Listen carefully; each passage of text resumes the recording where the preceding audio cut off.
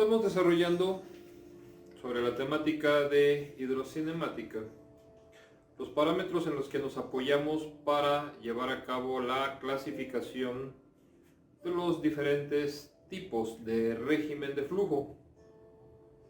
En el tema anterior hicimos la deducción del número de Reynolds, con el cual podíamos entonces definir si el régimen era laminar, turbulento o de transición, con un escenario de aplicación tanto en conducciones cerradas, ya sea tuberías a presión, o en canales, conducciones que estarían operando a cielo abierto y bajo la influencia específicamente de la gravedad. Toca en este momento hacer la deducción ahora del siguiente parámetro, que en este caso sería el número de Froude.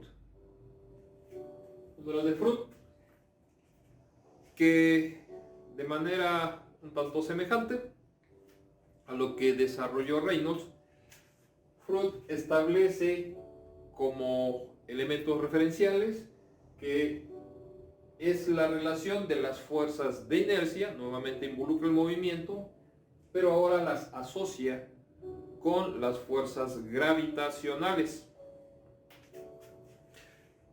Hagamos el planteamiento tomando en consideración, ya habíamos establecido que las fuerzas de inercia están asociadas con el movimiento, es una fundamentación semejante a la de Reynolds, en donde la ecuación a la cual se sujeta entonces esas fuerzas de inercia, fuerzas causales del movimiento, sería nuestra segunda ley de Newton, y en donde siguen estando referenciados nuestros conceptos básicos de velocidad y aceleración, la masa de la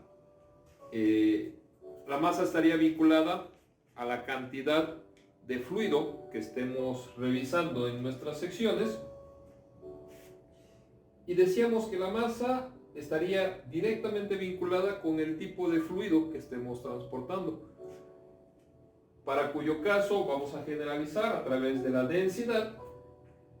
Tendríamos entonces la relación de la masa por unidad de volumen, que al momento de despejarla queda como el producto de la densidad por el volumen, determinando sus características, y en donde el volumen iba a ser definido tomando como referencia la sección 1 de entrada, el desarrollo longitudinal, ya que estamos asociados en el sentido del movimiento, una porción diferencial de área de la sección transversal, con la cual al relacionarla, tomando como consideración que el flujo o las condiciones es en relación a un flujo uniforme con un canal prismático, ese volumen lo íbamos a determinar con la variación de la longitud y nuestra área diferencial, ¿sí? Área que es en ese sentido transversal a nuestra sección, teniendo entonces en este planteamiento que nuestra masa sería la densidad por la diferencial del área de la sección transversal por la longitud. Esto era algo de lo que ya habíamos trabajado en el tema anterior, y en donde entonces nuestro numerador de la expresión del número de Froude quedaría las fuerzas de inercia asociadas entonces con la segunda ley de Newton, considerando la masa, de acuerdo a lo que planteamos hace un momento, como el producto de la densidad por la diferencial del área de la sección transversal por la longitud, y la aceleración de acuerdo con nuestra ecuación fundamental, la variación de la velocidad asociada con el tiempo. Es esta aceleración entonces la que estamos describiendo aquí. Y pasemos entonces a la consideración de nuestro término de fuerza gravitacional, en cuyo caso las fuerzas gravitacionales tendrían que ser consecuencia del peso peso que se manifiesta siempre vertical y en sentido hacia abajo. Ecuación conocida por todos para la determinación del peso involucra entonces la masa influenciada por la gravedad, en este caso representada por el valor estandarizado, que sería G. Nuestro esquema, tomando como referencia que estamos trabajando entonces con el peso, que es una fuerza, que sería, de acuerdo a lo que planteábamos, vertical, vamos a tomar de esta porción ahora el desarrollo o el área que vemos definida de manera longitudinal, ya no transversal. La diferencial de la longitud ahora está representada aquí para determinación del área por, vamos a llamarlo aquí, estoy acotando como parte de la geometría, la altura del canal, pero ese es el aspecto geométrico de nuestra sección. A nosotros nos interesa el término que se asocia con la masa de fluido, que para nosotros correspondería a la diferencial del tirante o profundidad. Una porción considerablemente pequeña en donde las variaciones de la diferencial del área longitudinal pudieran ser poco significativas. De esta forma, nuevamente asociando nuestra masa de fluido con la propiedad de la densidad, tendríamos masa entre volumen, masa que se define como el producto de la densidad por el volumen, pero ahora en este caso tomando como referencia las variaciones perpendiculares al eje del flujo, puesto que la fuerza en la que estamos poniendo la atención se manifiesta de forma siempre vertical. El volumen en estas consideraciones abordaría entonces la relación del área longitudinal, que es la que tengo representada en la superficie, por la diferencial de la profundidad. Esta diferencial de la profundidad tendría que ser entonces, ahora para la determinación de la masa, la densidad por la diferencial del área longitudinal por la diferencial de la profundidad, la forma como relacionamos nuestro término de masa. Teniendo en ese sentido, como comportamiento ahora de nuestro denominador de la ecuación, hablábamos de las fuerzas gravitacionales representadas por el peso que se calcula como el producto de la masa por la gravedad, masa que de acuerdo a lo planteado en esta consideración nos quedaría la densidad por el producto de la diferencial del área longitudinal, que es la que me representa la superficie libre, por la diferencial de la profundidad, y esto nada más trasladaríamos directamente el término de la gravedad. ¿Ok? ¿Qué es lo que observamos en este momento? Que la propiedad de la densidad es término común tanto para nuestro numerador como nuestro denominador, con lo cual este término se simplifica, nos da la unidad, no se elimina, simplemente se simplifica a la unidad, y la relación de las áreas transversal y longitudinal dimensionalmente son homogéneas, también podrán ser simplificadas, aunque estén evaluadas para diferente valor o para diferente comportamiento. Por eso hablábamos tanto del número de Reynolds como el número de Flood, que es la correlación de efectos tanto manifestados de forma transversal al eje de flujo como de forma longitudinal. Y en este momento, al simplificar estos términos, haríamos como ajuste de nuestra expresión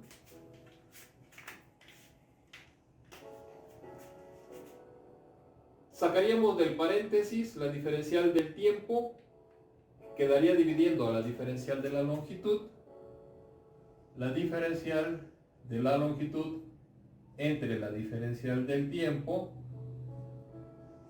que multiplica a la diferencial de la velocidad, y esta, vamos a reordenar nada más los términos, están siendo divididos por la gravedad por la diferencial de la profundidad.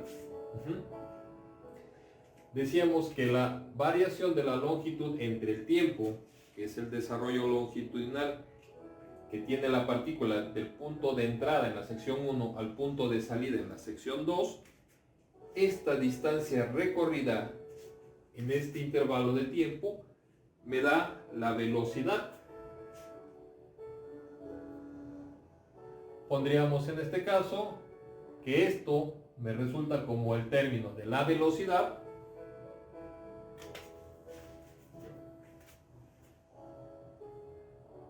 sería el término definido por la velocidad, y la diferencial de la velocidad. Habíamos planteado que en estas condiciones íbamos a trabajar sobre el escenario de que el régimen de flujo es uniforme, lo que implica que la velocidad en la sección 1 comparada con la velocidad en la sección 2 tendrían que ser iguales. Esto implica que la velocidad es constante, por consecuencia no existe variación de velocidad, teniendo entonces que esta velocidad multiplicada, ya que no existe variación, con este término de velocidad que obtuvimos, esto nos quedaría como la velocidad al cuadrado, que va a ser dividida por el término de la gravedad multiplicado por la variación de profundidad o tirante, que puede ser significativamente pequeño o considerablemente grande. Descartaremos de aquí el término de la diferencial y esto nos quedaría entonces por el tirante o profundidad. ¿Qué es lo que tenemos en este momento? El cociente entonces de la velocidad al cuadrado entre el producto de la velocidad por el tirante o profundidad. Nuestro número de Froude tendría en este caso, vamos a considerarlo así. Mi estructura es entonces un valor X planteado en el primer miembro de la igualdad, que está siendo definido por la velocidad al cuadrado entre la gravedad por el tirante o profundidad. Este término, si nosotros le quitamos el cuadrado para poder mantener la homogeneidad de nuestra estructura, vamos a plantear aquí que esta ecuación le vamos a sacar la raíz, que en ese sentido tendríamos que aplicar la raíz a cada uno de los términos que la estructuran, y explico más adelante cuál es el objetivo. Este término, el primer miembro de la igualdad, absorbe todos los planteamientos matemáticos, ya que este dato es un parámetro adimensional del comportamiento. Cualquier término escalar sería el que me dé el comportamiento del parámetro definido, y en ese sentido, al elevar el cuadrado la velocidad que está, al sacarle raíz a la velocidad que está elevada al cuadrado, esta se simplifica únicamente la velocidad, y en el denominador nos queda la raíz cuadrada del producto de la gravedad por el tirante. ¿Sí? ¿Por qué hicimos esto? Si ustedes revisan los términos que tenemos aquí, las unidades en las que se están determinando la gravedad, vamos a hablar del sistema internacional, correspondería a metros sobre segundo cuadrado. Si estamos trabajando en el sistema internacional, las unidades que le corresponderían al tirante o profundidad serían metros, teniendo como resultado de esa operación metros cuadrados, segundos cuadrados, que al sacarle la raíz nos queda en metros sobre segundo. Metros sobre segundo que divididos con la velocidad que estaría en metros sobre segundos nos da un valor adimensional del número de Froude. Pero el punto a detallar aquí es ¿qué me representa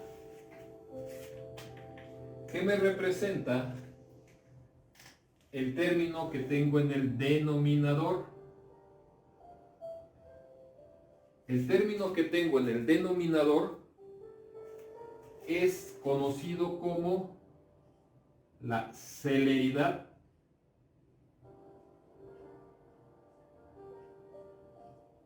de onda. ¿Sí? Y esa celeridad de onda que me está representando corresponde precisamente a la velocidad de propagación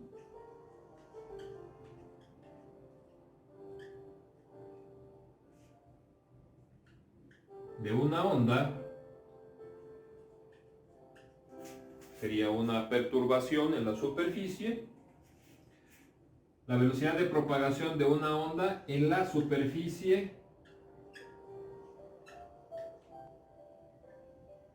obviamente no es de cualquier fluido, únicamente pueden tener superficie libre los líquidos. Entonces es la velocidad de propagación de una onda en la superficie libre de un líquido. Y eso restringe entonces la aplicación del número de Froude únicamente para conducciones en las cuales tengamos una superficie libre. Froude no se puede plantear para conducciones cerradas a presión, puesto que no existe ahí una superficie libre y su consideración es única y exclusivamente para canales. Esa es la justificación que tendríamos, y la ecuación que nos representa precisamente este planteamiento de Froude es la que tenemos aquí. Esta va a ser nuestra ecuación con la que hemos de determinar el número de Froude, en donde decimos entonces, recordarán que habíamos hecho un señalamiento en donde al tener un canal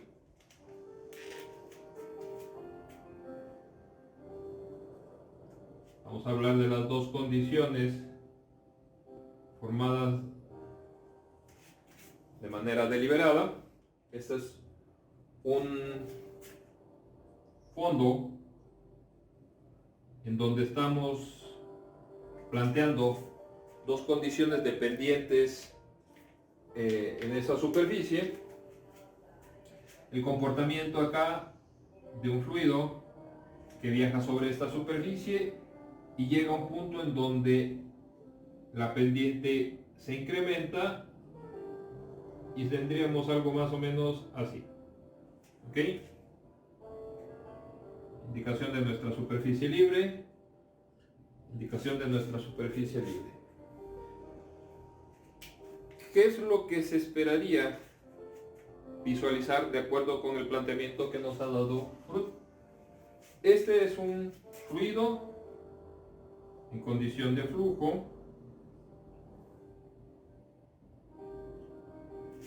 ¿sí?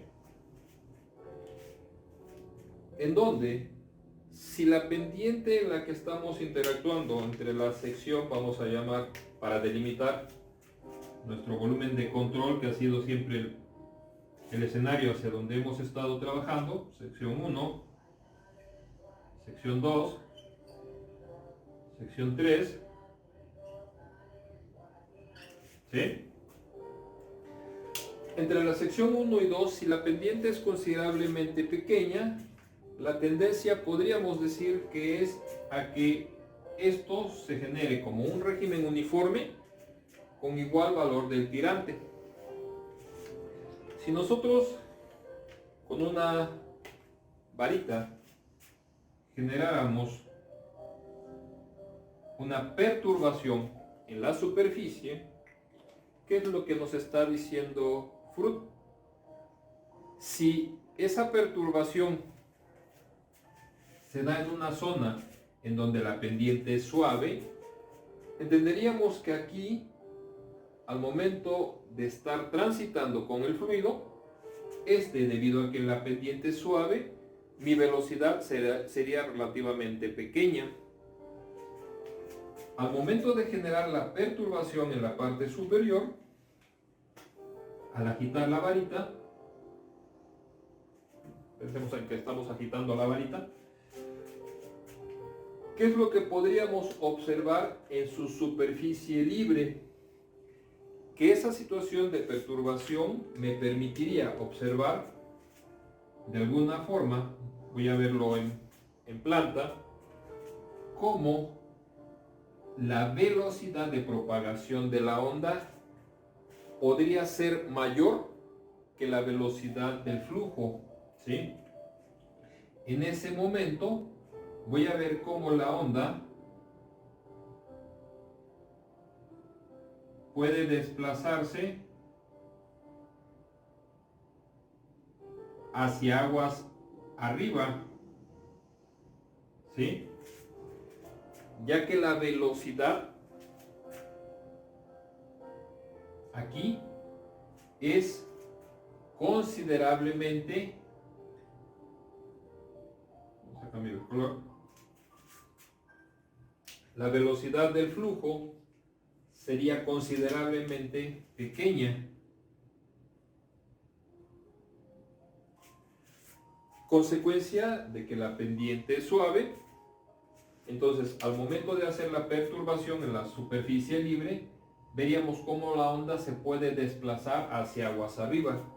Si la velocidad de propagación de la onda es mayor que la velocidad del flujo, el resultado que tendríamos acerca del número de Freud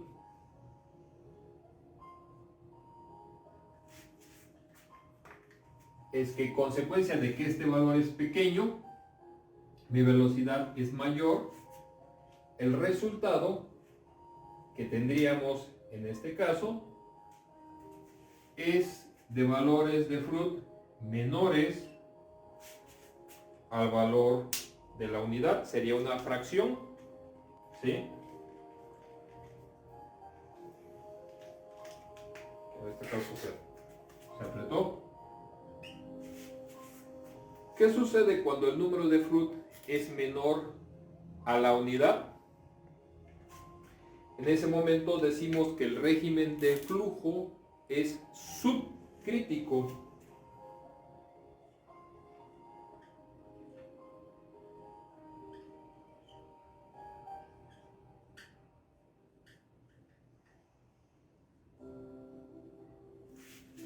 ¿Sí? Consecuencia de que el flujo es lento.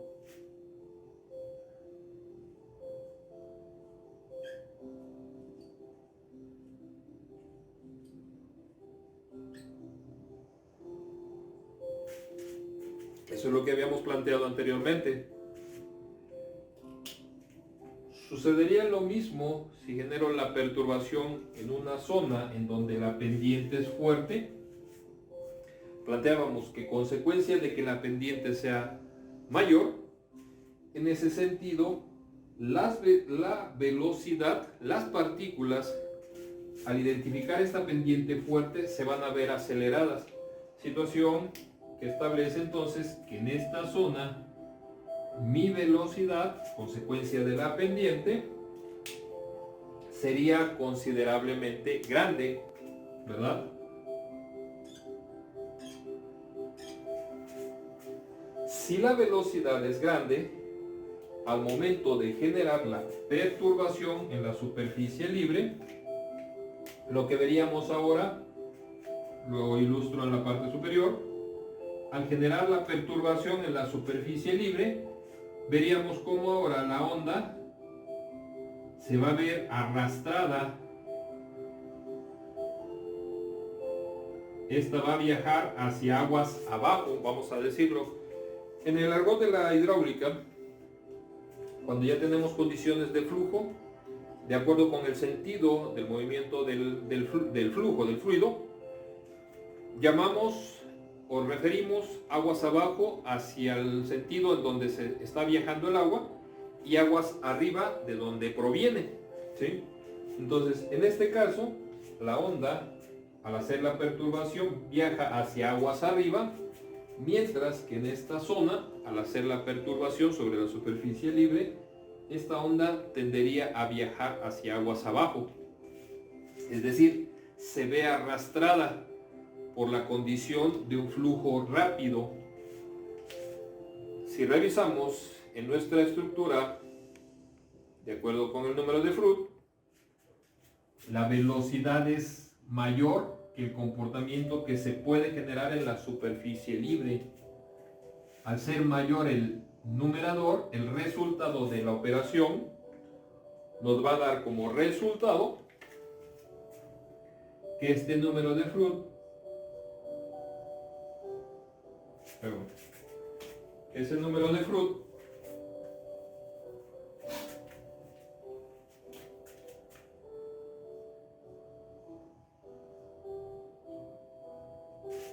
tendría como característica que va a ser mayor a la unidad, es decir, nos va a dar un número entero, ¿sí? Ya que el numerador es mayor que el denominador. ¿Qué condición se generaba cuando el número de Froude era mayor que 1? Está por arriba de la unidad. Vamos a decir que el régimen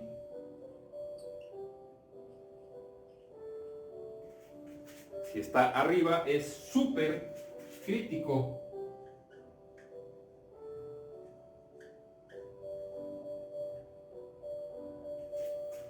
Condición de un flujo que decíamos tiene velocidad alta, grande.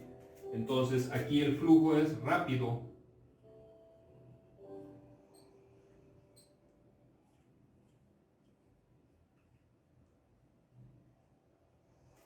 ¿Ok? Entonces ya tenemos la condición en donde el flujo es subcrítico, condición de flujo lento, velocidades pequeñas.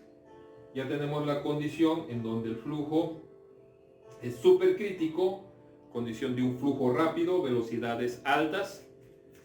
Pero nos quedamos entonces en la interfase de que ya tengo el que es menor, ya tengo el que es mayor y están acotados entre la sección 1 y 2 y la sección 2 y 3, pero nos hace falta entonces la condición en donde se da precisamente el cambio entre menor y mayor. Y ese cambio, mencionábamos anteriormente, no se da en un desarrollo longitudinal, sino que es puntual. Sería la sección 2, que es donde se hace esa transición,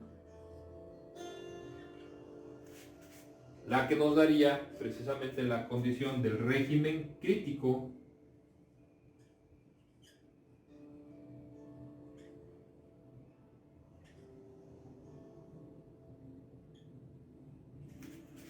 Régimen crítico con una condición del número de Froude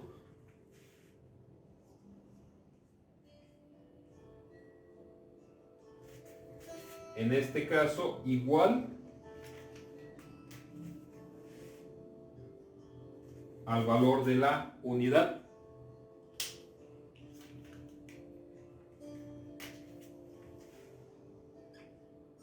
¿Ok? Si aquí, al hacer la perturbación, veíamos cómo la onda puede o tiene facilidad para viajar hacia aguas arriba, consecuencia de que el flujo es lento, en esta zona, al hacer la perturbación, debido a que el flujo es rápido, la onda se iba a ver arrastrada hacia aguas abajo.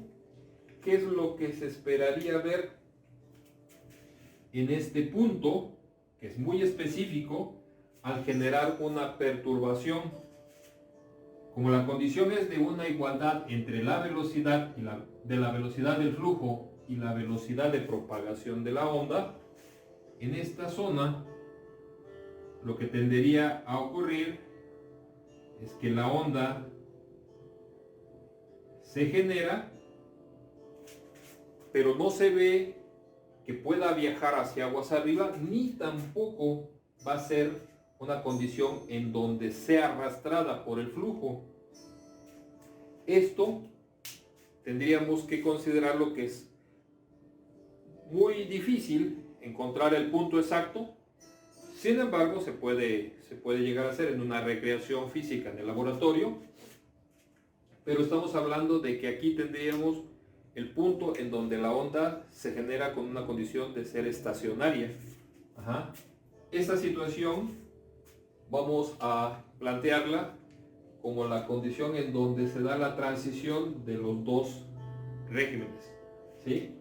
Y bien, entonces eso es lo que detallaríamos en relación a la ecuación y algunas características, y es lo que nos da fundamentación para establecer que FRUT no es de aplicación general para cualquier tipo de conducción. Única y exclusivamente podrá ser dado o evaluado, más bien, cuando tengamos conducciones que trabajan a cielo abierto, en donde se expone la superficie libre de líquido. No puede ser inclusive trabajado para cualquier fluido, sería únicamente para líquidos, y no generalizamos con el caso de los gases. Es aquí entonces donde concluimos ya los parámetros de clasificación, le damos sustento a todos y cada uno de los términos con los cuales se verían involucrados, y lo que restaría entonces a continuación es trabajar ya algunos ejercicios para sus detalles de aplicación. ¿Ok? Bueno, eso es lo que concluye nuestra temática de hidrocinemática en la parte de los conceptos básicos o fundamentación teórico-conceptual. Nos vemos entonces en el siguiente tema, próximo video. Hasta luego.